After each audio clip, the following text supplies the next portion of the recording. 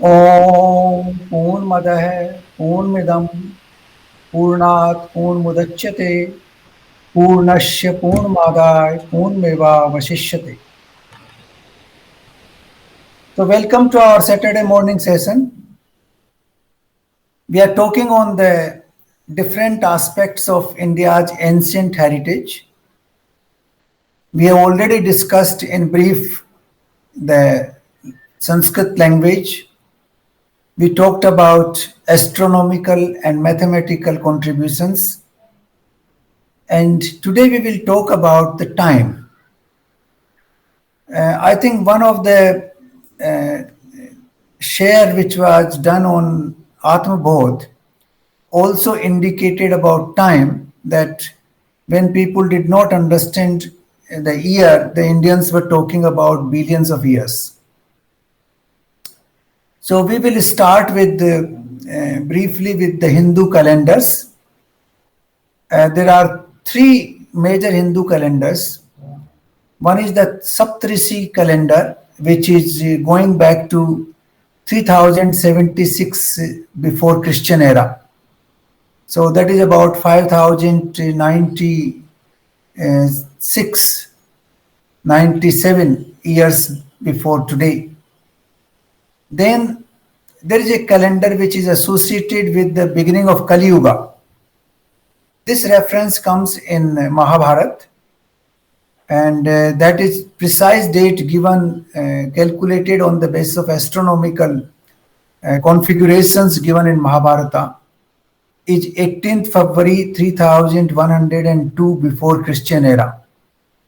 That is actually soon after the end of Mahabharata war, the Kali Yuga started. So that is now, if you add 2021 to this, then it would be 5123 years ago. That is the beginning of Kali Yuga, when this journey started after the Battle of Mahabharata. Then comes the Vikram Samvat, which we find in all our calendars, in all our what we call Panchangs, which is 2078 now, which is approximately 57 years before the Christian era. So this is the basic three calendars. Then there is a Saka calendar, which is more recent, which is followed in some parts of South India. But Saka calendar is also followed in Central Asia. When I visited Kazakhstan, I found that they follow the Saka era, and that originated in South India and went to Central Asia as well. So these are the calendars which originated in India and went to different parts of the world. But we will talk about in more profoundness how the calculation of time happens. What is the measurement? And we will go into those precise details in a few minutes.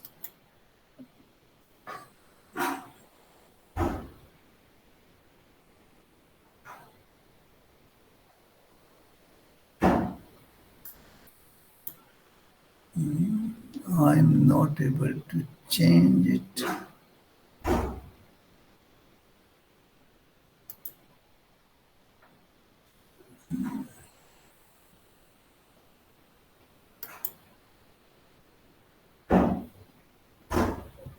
Just give me a second, because I'm not able to change the slide. Just give me a second.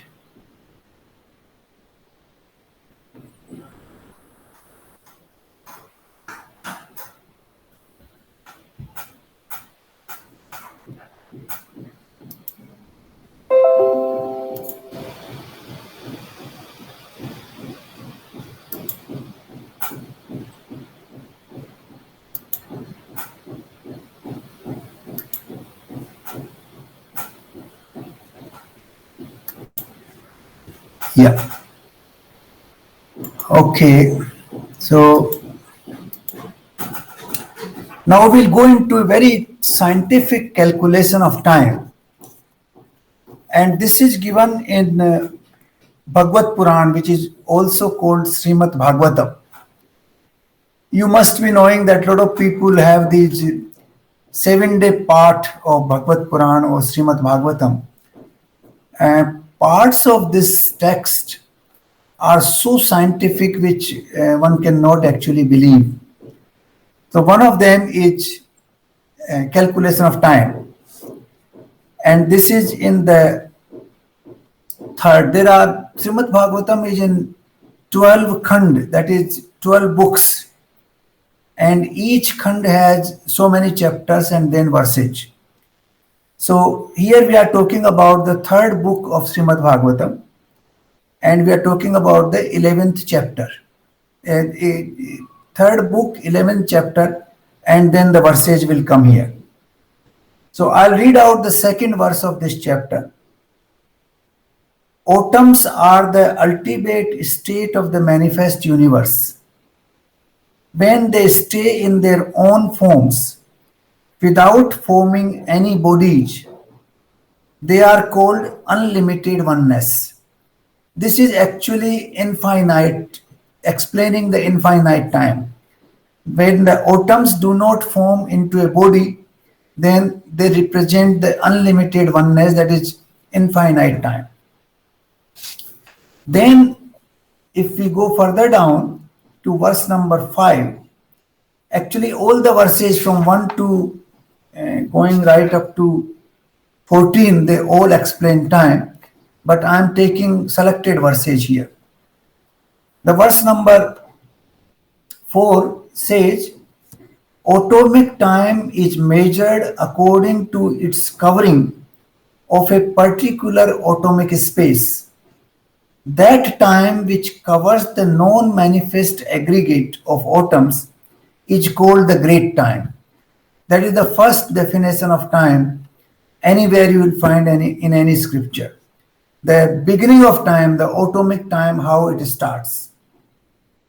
Then they very beautifully explain here, verse number 5. 2 atoms make one double atom, and 3 double atoms make one hexagon. 3 double atoms means 6 atoms, they make one hexagon. This hex atom is visible in sunshine. When the 6 atoms come into that particular formation, that is visible in the sunshine, which enters through the hole of a window. When you see a glass window and you find very, very small particles, on that glass window when the sun shines, it is explaining that particular state in a very, very minute format. So it says that 2 atoms make one double atom and 3 double atoms make one hex atom. This hex atom is visible in sunshine, which enters through the hole of a window screen. One can clearly see the hex atom go up and down in the sky. So this is how you observe the atoms with the sunlight.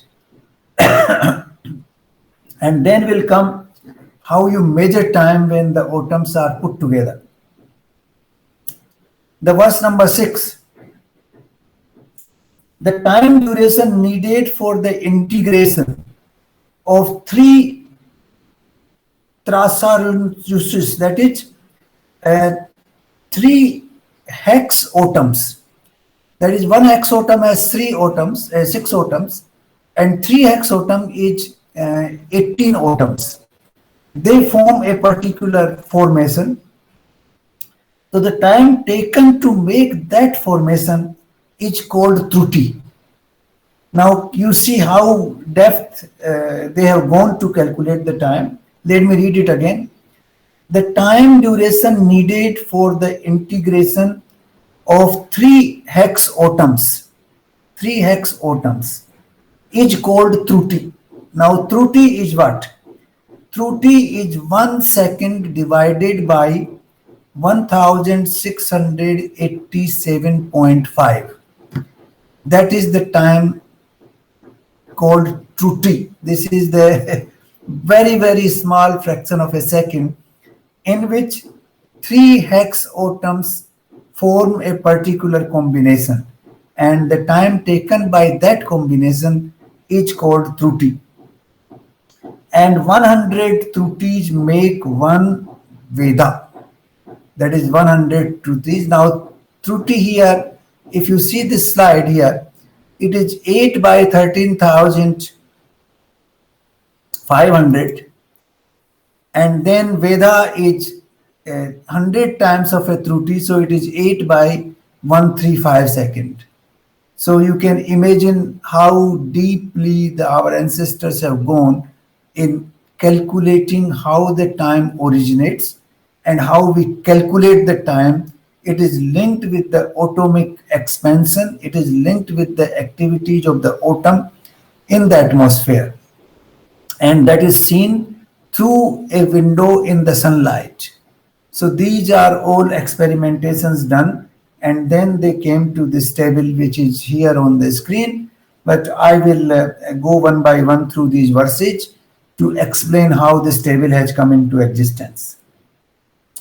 So one Truti is 8 by 13,500 of a second, and Veda is 100 Trutis.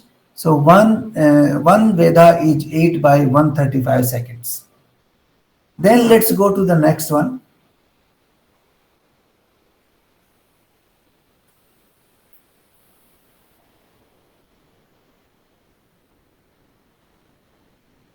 Three Vedas make one lava. Now lava is 3 times, so 3 Vedas make one lava. So you have to, one lava is there in the screen. It's 8 by 45 seconds. So 3 is divided by 3 or multiplied by 3, then it becomes 1 Veda. Divided by 3, it becomes 1 lava. 15 Laghus make 1 Nadika. Now we have to go further up there. This is verse number 7. The duration of time of 3 lavas equals 1 nimesa. 3 lavas are equal to 1 nimesa. So 45 divided by 3, that is 8 by 15, is 1 nimesa. The combination of 3 nimeshas makes 1 shana. 1 shana is 8 by 5 seconds. It's quite close to a second, but it's still, not a second. It's more than a second, but it's quite close to a second. Shana. 3 nimeshas make 1 shana. 5 shanas combined together make 1 kastha. 1 kastha is 5 shanas. So that is approximately 8 seconds, 1 kastha. And 15 kasthas make 1 laghu. Laghu is almost equal to 2 minutes. Now this is all in the form of Sanskrit verses in Bhagavad Puran. Verse number 2, 4, 5, 6, 7, I am quoting as they are. Then verse number 8, 15 laghus make 1 nadika. 15 laghus make 1 nadika, which is also called a danda. So this is 1 danda, this is 15 laghu, 1 danda is also called nadika. So it is 30 minutes.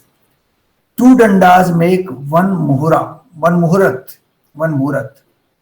2 dandas make 1 muhurat, and 6 or 7 dandas make 1/4 of a day or night according to our calculation. So then danda, then it becomes prahar. Prahar बोलते हैं ना अपन, पहर हो गया, 2 पहर हो गया, 3 पहर हो गया, चौथा पहर हो गया. So this is 3 hours is 1 pahar, then 12 hours is 1 day. All these calculations are given with precision in this chapter of 3rd book of Bhagavad Puran. Then verse number 9, the measuring pot of 1 nadika or danda can be prepared with a 6 pala weight, that is 14 ounce weight, pot of copper in which a hole is bored with a gold probe weighing 4 mashas and measuring 4 fingers long. When the pot is placed on top of water, the time before water flows into the pot is called 1 danda. Now you see how scientifically they have explained. I can't even understand it fully. but I'm reading out the English translation of the verse. So this is how they have calculated one danda by using certain natural instruments and a copper pot. So this is how they have calculated. Then it is calculated that in the day and in the night of human beings, there are 4 pairs each. That is 4 pairs in the daytime and 4 pairs in the evening time, night time, which are also called Yamaj. These pairs are also called Yamaj. Similarly, 15 days and nights are a fortnight, and there are 2 fortnights, that is Shukla Paks and Krishna Paks in a month. So all that goes further down. They go to one Paksh is 15 days, that is linked to the waxing and waning of the moon. So that comes what you call 15-day period has been calculated starting from 1 through T, which is 8 by 13,500 of a second. And the procedure of calculation is given into these verses very precisely. So now you can see, you cannot say that all these things are just mythical. They are not mythical, they are scientific. And a large number of our people believe that all these Puranas are mythical. They have no scientific basis. But if you see some of those and understand them, you will realize there's a deep, deep science hidden behind some of these, explanations given here. The aggregate of 2 fortnights is 1 month, and that period is 1 complete day and 1 night for the Pittaj planet.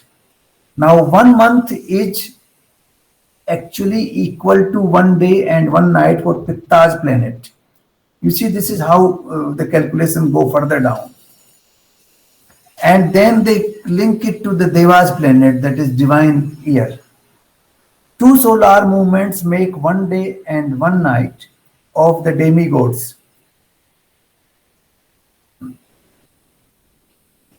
Sorry, let me read it out again.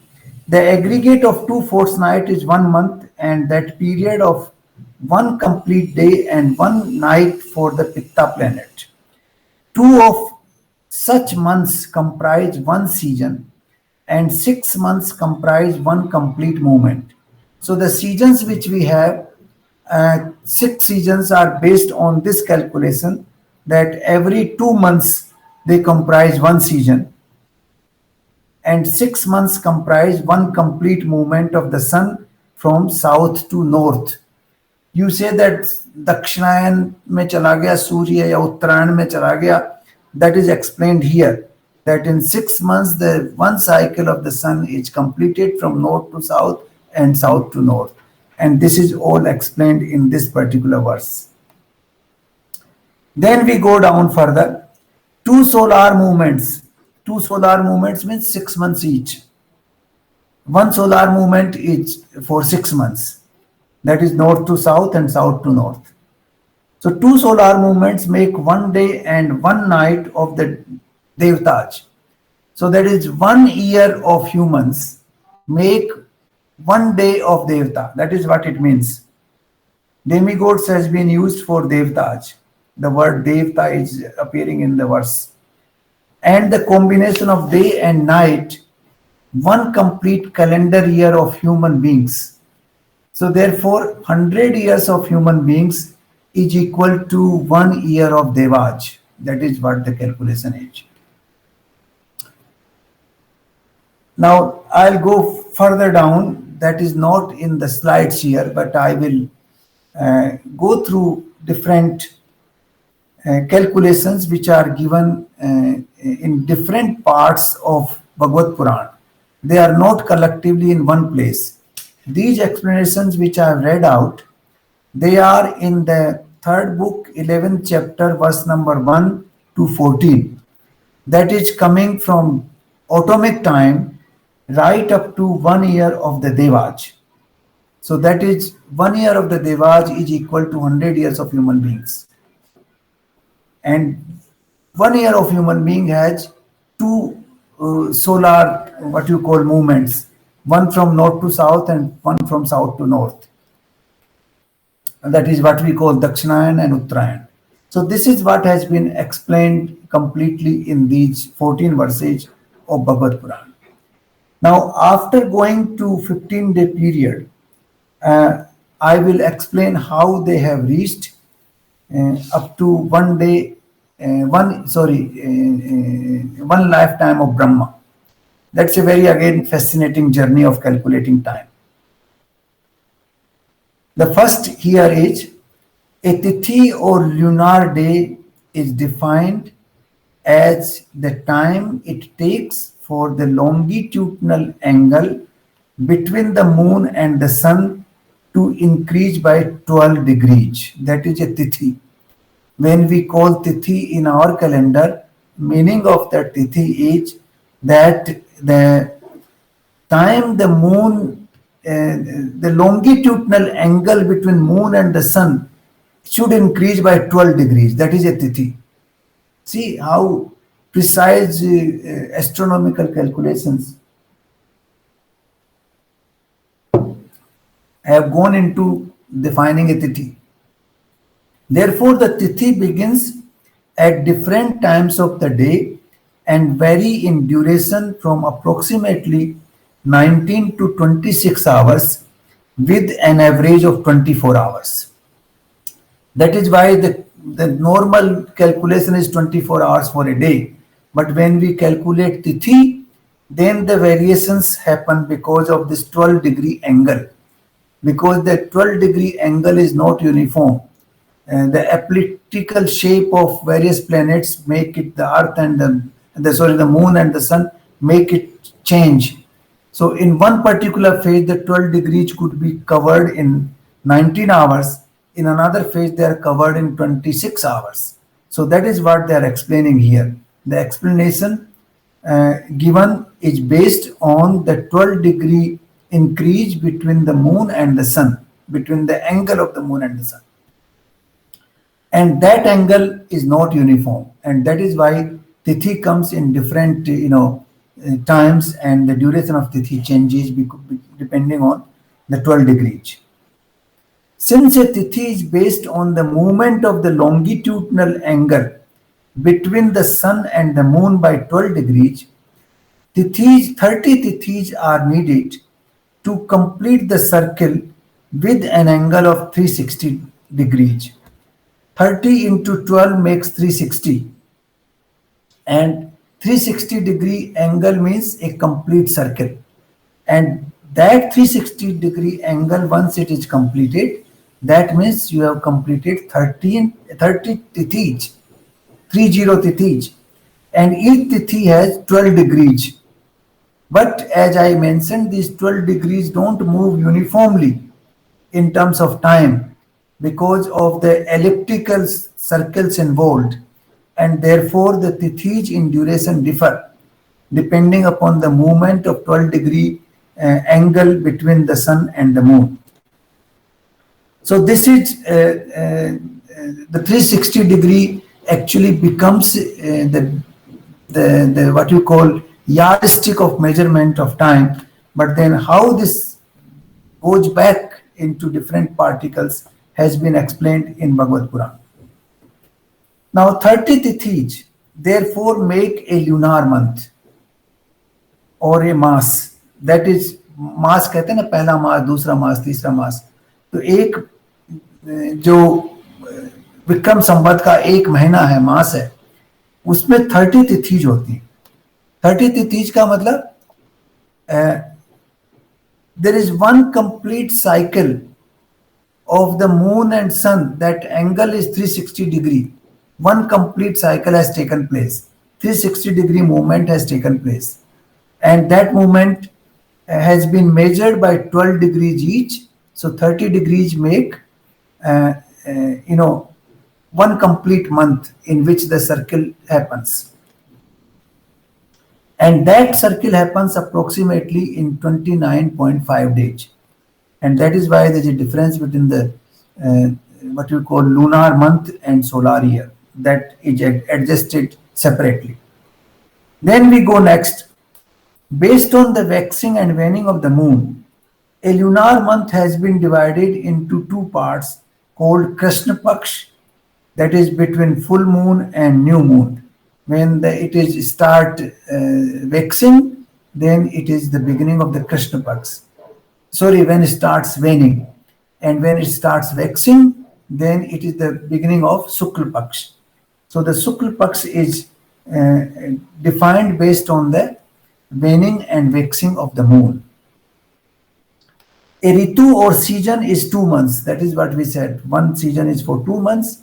3 ritus is 1 ayanam, or 2 ayanam is 1 year or 360 days. So this is another scientific calculation given, which we feel is not needed, unnecessary, all that, but these are based on all scientific and astronomical calculations. Now 1 year of 360 days equals 1 day of Devaj, that we discussed briefly there.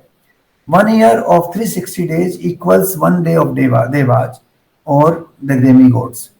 Hence 1 year of Devaj is equal to 360 human years. This is the calculation going further up, that 1 year of 360 days, or we can call 1 year of the human beings, is equal to 1 day of the Devaj. Or we can say 360 days of hours, they are equal to 1 day of the Devaj. In that sense, 1 year of the Devaj equal to 360 human years. That is the calculation here. The lifespan of Devaj is 100 years, or 36,000 human years. The lifespan of Devaj is 100 years. That is 100 years has been fixed. So that is equal to 3,600 human years. That is the lifespan of a Deva. And 1200 divine years make one basic cycle of the Yugaj. 1200 divine years. All these calculations are based on what is written in Bhagavad Puran. These are not my fabrications. This is all given in our Shastras. In fact, some of them have also been quoted by Aryabhatta in his Aryabhatiya. So 1200 divine years. One divine year is equal to 360 human years. Okay? And 1200 divine years make one basic cycle of the Yugaj. That is 1200 into 360, that makes 432,000 human years. 4,32,000 साल जो हैं हमारे, that is equal to one basic cycle of Yuga. Actually 4,32,000 साल कलयुग में होते हैं, वो सबसे छोटा युग है. कलयुग सबसे छोटा है, द्वापर उससे दुगना है, त्रेता उससे तिगना है, और सतयुग उससे चौगुना है. So 1200 divine years, that is makes one basic cycle of the Yugaj. One basic cycle constitutes the lifespan of Kali Yuga. Two basic cycles, or 864,000 human years, make the lifespan of Dwapar Yuga. Three such basic cycles, or that is 12,96,000 human years, make the lifespan of Treta Yuga. And finally, four such basic cycles, that is 17,28,000 years, make the lifespan of Satyuga. So let me repeat it. 360 human years make one divine year. एक साल देवताओं का होगा. देवताओं के 1200 साल, that is equal to one basic cycle of yugas, that is Kali Yuga. And double of it is Dwapar, triple of it is Treta, and 4 times of it is Satyuga. So all these 4 cycles of the Yugaj, if they are put together, that is called Mahayuga. One cycle of the 4 Yugaj is called Mahayuga, which is equal to 432 and 4 times 0 years. That is 4.32 million years. That is one cycle of Yugaj. It is all science. And then one day of Brahma, that is called also Kalp, is equal to 1000 Mahayugaj. One Mahayuga is 43,20,000 साल humans के, या 4.32 million years. And 1000 such cycles of Mahayugas, they make one Kalp or one day of Brahma. So that is 4.32 billion human years. That is the calculation for one cycle of 1000 years of Mahayugas. And that is the one day of Brahma. And Brahma's life is supposed to be 100 years. So if you calculate 1 into 360 and then into 100 years, then you will come to a calculation of 311 trillion and 4 billion years. That is the life of one Brahma. And that is how the time has been calculated in our Shastras, starting from Truti, one Truti, that is how the measurement of the atomic movement is measured. The 6 atoms make hex atom, and then 3 hex atoms, how they work together, that time taken by that working is called one Truti. And then we have seen from Truti it goes to Veda, which is equal to 100 Trutis, and then Lava, which is equal to 3 Vedas, and then the time which we discussed in the past. So then it continues, it goes to the Paksha, then it goes to the month, it goes to the year, it goes to the divine year, and then it goes to the Yuga, and then it goes to the 1000 cycles of Mahayuga, and then it goes to the a day of Brahma, and then it goes to 100 years of the life of Brahma, which is equal to 311 trillion and 4 billion human years. So now you can see, based on the movement of the sun, moon, and the earth, and the atomic particles, all these times have been calculated, and the precise details have been given in this particular chapter of Bhagavad Puran. So I thought I will actually conclude here today, because this is a very interesting calculation of time, which you will find nowhere in any written scripture of any religion anywhere in the world.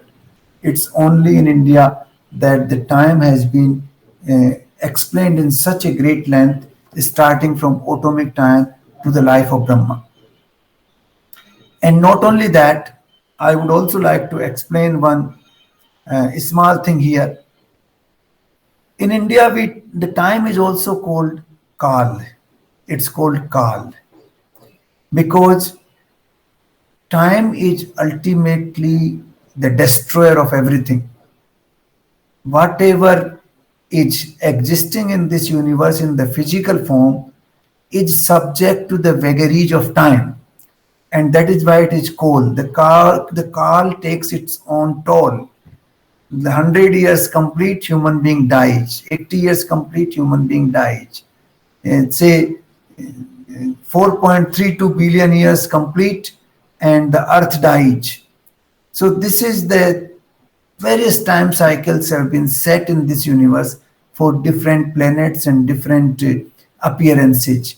Humans have their own time cycle, and dogs have their own, and elephants have their own. Earth has its own, and the sun has its own. So it is called Kal because it ultimately destroys everything which appears in this universe in physical form. That is why it is also called Kal. Then in Hindi we call yesterday is also called Kal, and tomorrow is also called Kal. Kal aane wala aur kal gaya. तो कल कल ये क्यों कहते हैं? Why do we see it? Why do we say it like that? Because the time which is in the past and the time which will come in the future, they are non-existent. The existent time is only now, present. What will come in the future is non-existent, and what has happened in the past is also non-existent. The present is the one, अभी, अब जो है वो present है, and that is why it is immaterial whether the time has gone past or whether it will come in future. You can refer it to by the same name, and that is the reason we have used this word kal both for tomorrow and also for yesterday. And the kal because it ultimately destroys everything that is manifested in this universe in physical form.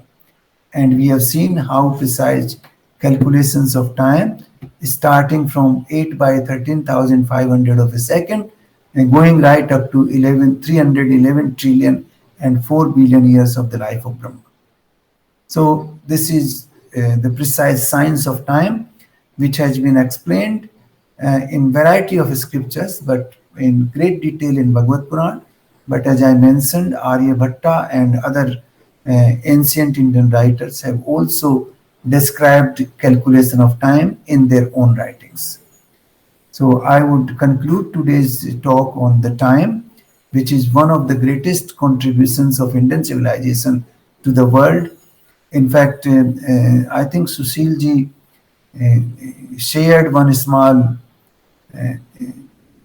forward the other day in which time was also discussed, though they have used kalpa for something different. That was not the right use of the word, but the basic idea that when the rest of the world did not know anything about calculation of time, we had done all this exercise with great precision and great detail. So thank you very much. And if you have any questions, please let me know. I will try to answer them, and then we will go for our next session on meditation. Thank you.